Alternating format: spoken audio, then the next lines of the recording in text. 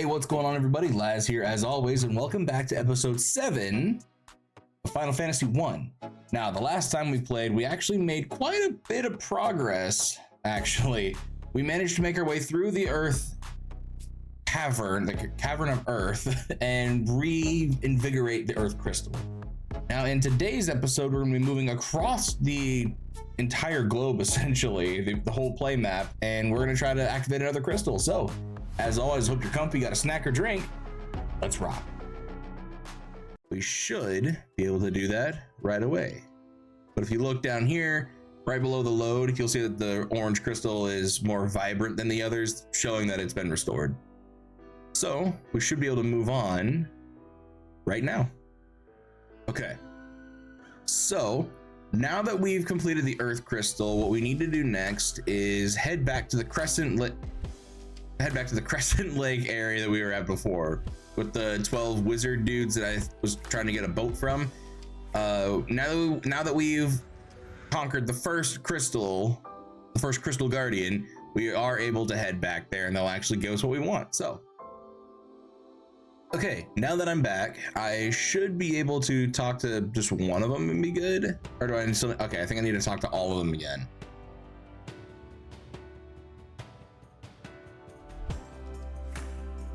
Yeah, so like I said in the edit before, these guys here, they're just talking about how like the crystals are being, messed with. We need to try to restore their light. Like the fire, earth, water, and wind crystals are being guarded by fiends that are not from this world, stuff like that. And then once we talk to all of them, they give us a canoe.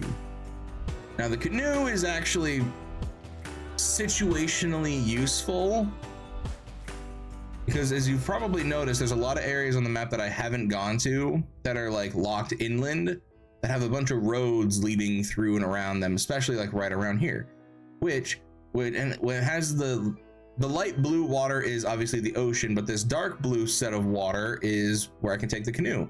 And you can't take your ship through here, obviously, because it's just too big. So what we need to do is we need to make our way through here. And luckily, I already know everywhere that I need to go. I should be able to just make it through very quickly. The very first place we need to go is right over here. So let's go. All right. This is Mount Gulg, and this is, if you couldn't tell, this is where we're gonna find the water crystal, 100%. So its whole thing is that wherever you walk, this lava or magma, magma. The magma here is gonna be dealing damage to you no matter what you do. And I'll just turn on encounters for a bit so you can see the type of enemies we're gonna be up against. Monsters. Fire elementals, yes. Which, it's really interesting because the earth and fire elementals look like, whole dudes, but the wind and water elementals are just like, one of them is a little tornado, and the water ones, I believe, if I can remember correctly, I believe the water ones are just like big blobs of water. So unlike their other counterparts, two of the elementals are just dudes. Which design-wise is interesting, I guess. They didn't just make all of them look the same or something, but And now this place is a bit of a maze, so I might speed up through in some areas as a fire hydra, and it's dead. So I'm gonna speed up a little bit just to make my way through the temple and such, because I want to make sure I collect every chest, but I don't want to waste time.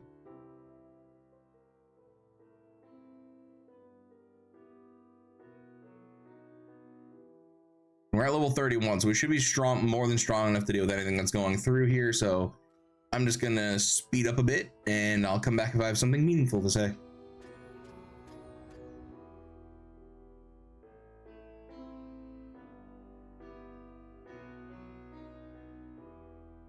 Oh, Dilf looks a little sore. Let's remedy that real quick.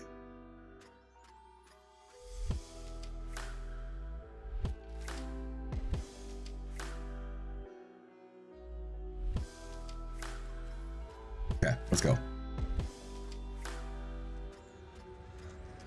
Little dude, hello. Oh, you're gonna die.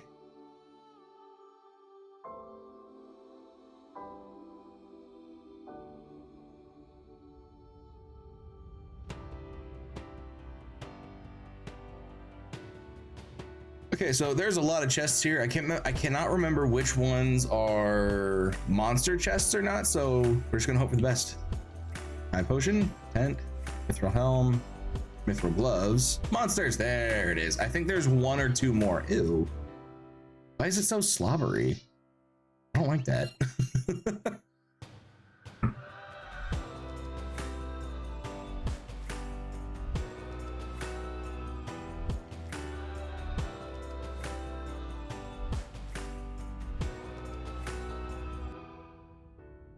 In 1975 monsters. Okay, I think there should be one more with monsters and that's it.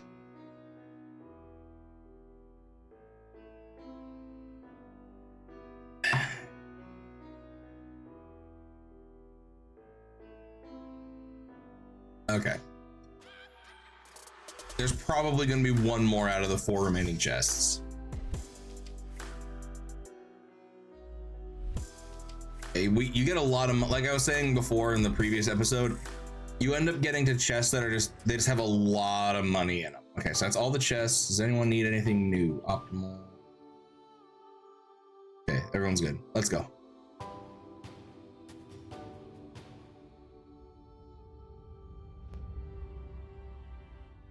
Sure.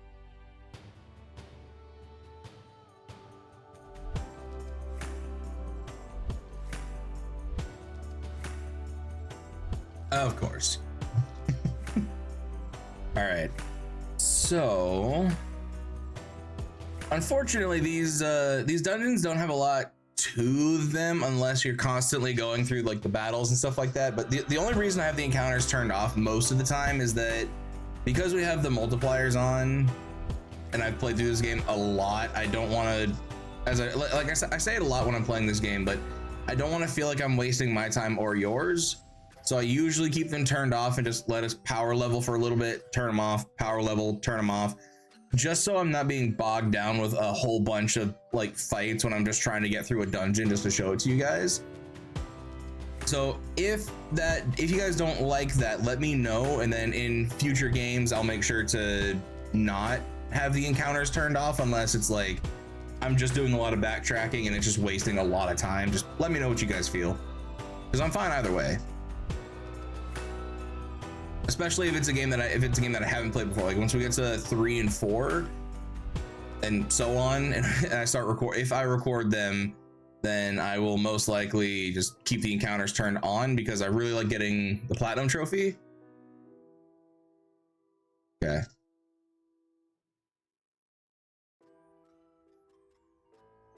Where's everyone's health at? Oh my god. Okay.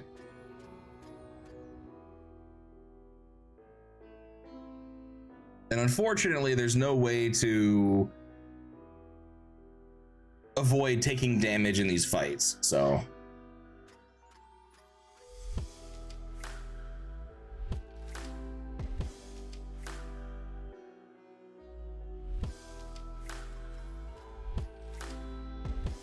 Or, no, that's not what I meant. Of course you're not gonna avoid taking damage in a fight. God, my brain cells, man, I swear. You can't avoid taking damage from the lava, so it's not like Dark Souls 1 with the magma ring, I believe it's called, or like the lava ring or something. Like it just makes you take significantly less damage. You have no choice. You have to go through here. So this place is definitely like a level HP check. And actually there's a few other places that are as well. Just environmentally walking through can damage you. So another set of monsters. There we go. We should be getting fairly close to the end of the dungeon, so. There we go, okay. So I'm probably gonna speed through this bit right here because we're at the final place with the final boss, but there's a bunch of other rooms that have like chests and stuff, so I'm just gonna speed through this area and get to the final boss, so I'll be right back.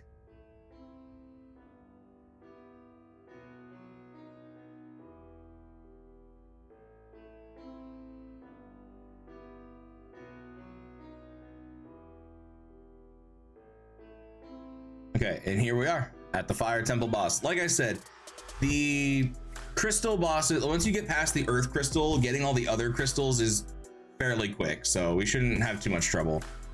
So you are the ones who defeated the Fiend of Earth and roused Merilith from her slumber. Yes. Design-wise, one of my favorite bosses. I love the assets that they use. Oh. The power of the burning flame is mine and mine alone. Those who oppose me shall burn in hellfire. I very much like the design of this, and I won't take any judgment. Okay, so attack, magic. We're gonna cast Protera on everyone, and you are gonna cast haste on Dilth.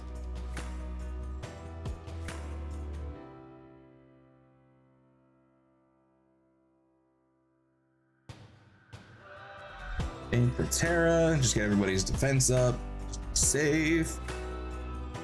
Also, I want to point out, if you watch Mickey's sprite, our white mage, if you watch her sprite whenever she goes out and like casts a spell, it looks like she's just flipping people off, and it's amazing, and I love it. Attack, magic. I need to get Null Blaze. Okay. Oh, there it is. Sure. And then we will do magic. Did I get slow? I did get slow, so we're gonna cast slow on her, see if it takes effect.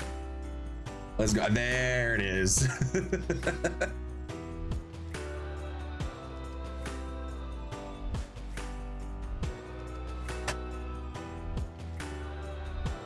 Okay, attack, and attack. Let's just run this through a few times and see how we do. Ooh. Okay, so that's one of our main sources of damage down. Oh.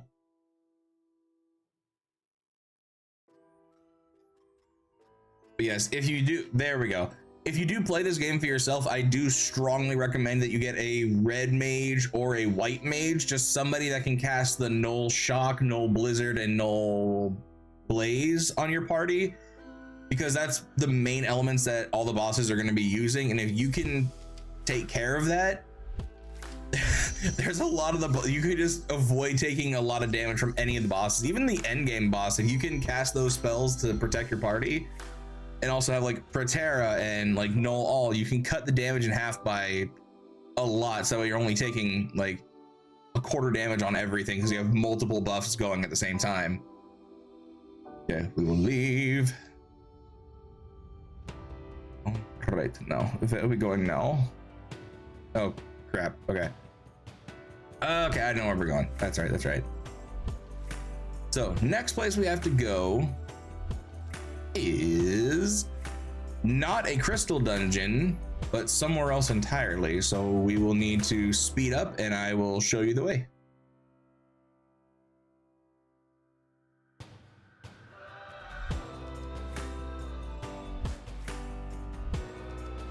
Okay, so now that we're here, we just need to take our canoe through here, and let me just look for the route. There it is. Okay. And once we get to the cave we're going to, I will be right back.